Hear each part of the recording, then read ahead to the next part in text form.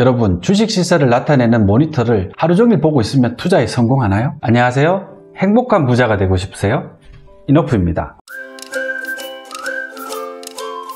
여러분, 지난 시간에 이어 경제지표가 가진 한계점에 대해 좀 더 살펴보도록 하겠습니다. 이런 비교 차트 자주 보시죠? 한국의 경제 성장률과 미국의 GDP 대비 재고 변동률을 비교한 겁니다. 여기에 더해 한국의 경제 성장률과 주가지수는 높은 상관관계에 있으니까 한국의 주가지수를 대입해도 비슷한 모양의 그래프가 나오겠네요. 결국 전문가들은 한국의 주가지수는 미국의 재고 변동률과 높은 상관관계에 놓여 있기 때문에 미국의 재고 변동률이 급락하면 무조건 주식을 매도하세요, 이런 정보를 알려줍니다. 경제지표를 해설해 주시는 분들, 또 경제지표를 통해 미래를 예측하시는 분들이 자주 사용하는 방법이죠. 상관도가 높은 두 개의 지수를 비교해서 보여주는 거예요. 그럴듯해 보이지 않나요? 구독, 좋아요 눌러주세요.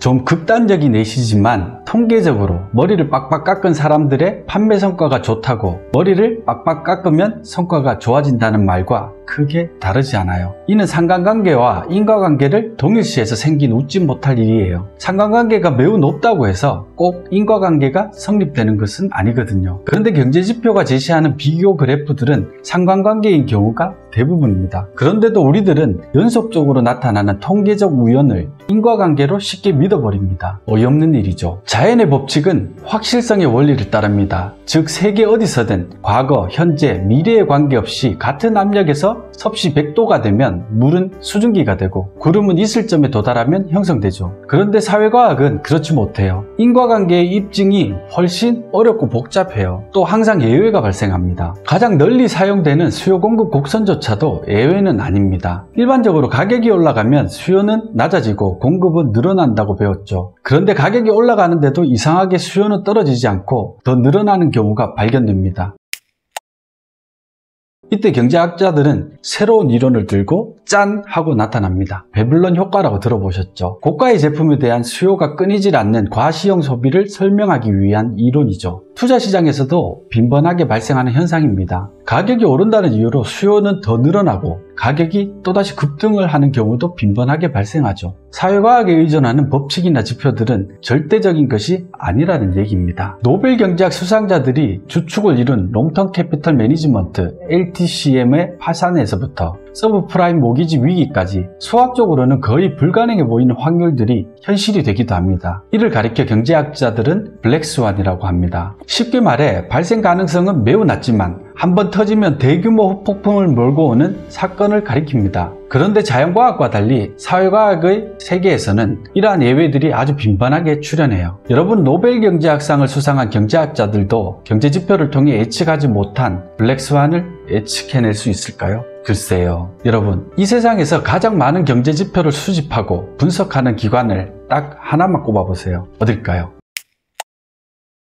아마 세계의 중앙은행 역할을 맡고 있는 미국의 연방준비은행일 겁니다. 그 중에서도 최고 의사결정기구인 연방공개시장위원회 FOMC를 들 수 있겠죠. 자, 그럼 글로벌 경제 위기가 촉발된 2008년으로 돌아가 리먼 브러더스 파산 신청 전후 열렸던 세 차례의 FOMC 회의록을 살펴볼까요? 어처구니 없게도 회의록 곳곳에는 최고의 지성이라는 위원들조차도 금융위기보다는 인플레이션을 더 우려하고 있었다는 내용들이 나옵니다. 당시 경제지표들은 인플레이션의 우려와 더불어 실업률 증가 가능성이 높아지는 등 복잡하게 얽혀 있었습니다. 한 방향으로 명확하게 가리키고 있진 않았다는 뜻입니다. 결국 위원회는 인플레이션을 막아야 한다는 쪽으로 기울었고 최악의 결정을 내리게 됩니다. 결과는 어땠나요? 끔찍했죠. 1930년대 경제 대공황 이후 최대의 불황으로 이어졌으니까요. 아무리 많은 경제지표가 있다 해도 결국 그걸 해석하는 것은 사람들의 몫입니다. 그래서 완벽할 수는 없다는 얘기예요. 투자시장은 돈이 움직이는 곳이기 때문에 그 어느 분야보다 남들보다 더 빨리 더 많은 정보를 얻기 위한 노력이 끊임없이 더해집니다. 그러다 보니 시장에는 어떠한 수치가 나오기 전부터 시장의 예측치 혹은 기대치라는 것이 대중들에게 알려져요. 사실 투자시장에서 경제지표 자체보다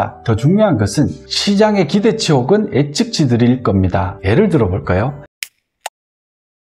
앞으로 중앙은행이 금리를 올릴 것이라는 전망이 우세해서 주가가 떨어지고 있습니다. 그런데 막상 금리 인상이 발표된 날에는 시장이 어떻게 반응하나요? 시큰둥합니다. 마치 아무 일도 없었다는 것처럼요. 이미 예측치를 통해 모두가 알고 있었고 변수는 없었다는 뜻입니다. 반대로 시장이 금리 인하를 예측하고 주가가 열심히 올랐습니다. 그런데 막상 금리 동결이 발표되면 어떻게 될까요? 시장은 한바탕 난리가 나겠죠. 말 그대로 급락하기 시작합니다. 기대가 실망으로 바뀌었기 때문이죠. 동결이기 때문에 시장에는 아무런 영향이 없어야 하는데 그게 아닌 거죠. 이미 시장의 기대치가 기준점이 되어버린 겁니다. 그렇기 때문에 금리 동결이 금리 인상과 같은 효과를 나타낸 거예요. 기업의 실적도 다르지 않습니다. 기업 실적이 집계되어 발표되기도 전에 이미 애널리스트들은 부지런히 예측치를 내놓습니다. 그 수치에 맞춰 이미 시장은 그걸 반영해서 움직입니다. 어닝 서프라이즈 혹은 어닝 쇼크라는 말 많이 들어보셨죠? 시장이 예측하고 있던 수치 범위에서 벗어났다는 뜻이죠. 기업의 실제 실적보다 오히려 예상치에 얼마나 부합하느냐가 더 중요해진 겁니다. 경제지표나 기업의 실적치 등 숫자만 열심히 따라가서 매매를 하면 항상 반대의 결과가 나오기 쉬워요. 이미 시장은 그 수치들을 미리 알아내려 가진 노력을 하거든요. 그걸 업으로 하시는 분들이 금융시장 관계자분들이고요. 모두가 각자의 전망치를 갖고 있습니다. 그래서 그걸 바탕으로 시장은 이미 상승하거나 하락을 시작했어요. 발표되는 수치는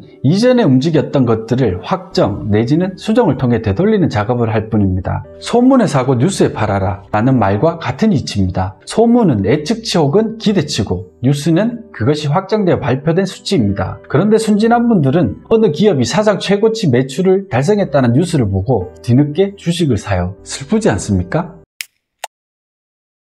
끝으로 경제에 좋은 지표가 투자 시장에도 좋다는 보장은 그 어디에도 없습니다. 예를 들면 실업률이 생각보다 낮게 나와서 경제가 확실히 살아나고 있다는 신호를 줬음에도 증시는 오히려 하락하는 경우도 빈번하죠. 왜일까요? 경제가 좋아졌으니까 이제 금리를 올리겠구나 판단하기 때문입니다. 반대로 연준이 미국 경제의 불확실성이 커지고 있다는 이야기를 했는데 증시는 오히려 급등을 합니다. 경제의 불확실성이 커졌다는데 왜 증시가 급등을 하나요? 이상하죠. 시장은 이제 더 이상 연준이 자신 있게 금리를 올리지 못하겠구나, 어쩌면 금리 인하까지도 있을 수 있겠는데 라고 판단을 했기 때문입니다. 이처럼 경제에 좋은 수치라고 해도 경기 확장이냐 수축이냐 시기에 따라서 시장의 반응도 제각각입니다. 시장이 어떻게 반응할지는 아무도 몰라요. 시장이 움직이는 걸 보고 사후에 이렇게 반응했다 해설을 내놓는 것에 불과해요. 그런데 여러분들이 시장의 반응을 예측하고 투자하는 것이 과연 가능할지 한번 잘 생각해 보세요.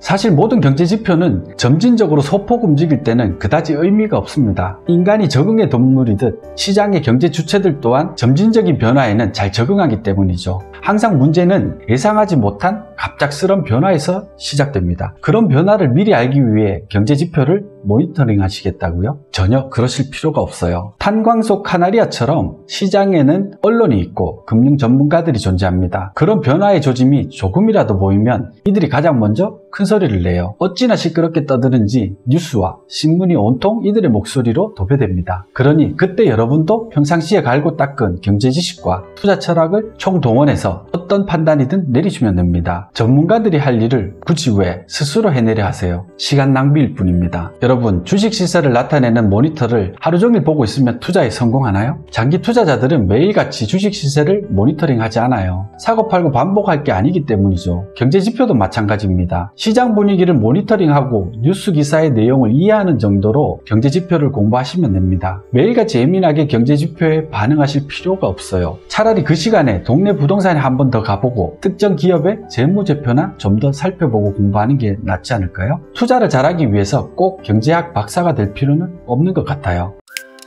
구독, 좋아요 눌러주세요. 여기서 영상을 끝내면 욕하는 분들이 너무 많으실 것 같아요. 그래서 아름답게 마무리하려고 합니다. 그럼에도 불구하고 경제지표는 투자에 있어 매우 중요합니다. 경제지표를 통해 지금 경제가 어느 순환주기상에 있는지 힌트를 얻을 수 있기 때문이죠. 또한 뉴스를 맹목적으로 받아들이지 않고 스스로 판단할 수 있도록 도와줍니다. 다만 제가 말씀드리고 싶은 것은 연금술을 찾으려고 하듯이 남들보다 먼저 시장을 예측할 수 있는 무언가를 찾기 위해 매달리지 마시라는 얘기입니다. 정보입니다. 너무 많은 정보가 오히려 여러분들의 판단력을 흐릴 수도 있거든요. 다행히도 경제지표를 공부하는 방법은 그리 어렵지 않아요. 시중에 엄청나게 많은 책들이 나와 있어요. 경제지표 읽는 방법에서부터 경제기사 제대로 읽기까지 좋은 책들이 넘쳐납니다. 그중 최근 것으로 한두 권 정도 고르셔서 읽어보세요. 처음에는 전부 이해되지 않더라도 쉬운 것부터 차근차근 알아가시면 됩니다. 어렵게 생각하지 마세요. 언제 기회가 되면 금리, 통화량, 환율, 물가 경상수지, GDP 등 가장 중요한 경제지표 몇 가지 알아보는 시간을 갖도록 하겠습니다. 오늘 영상은 이것으로 마치겠습니다. 여러분 행복한 부자 되세요. 고맙습니다.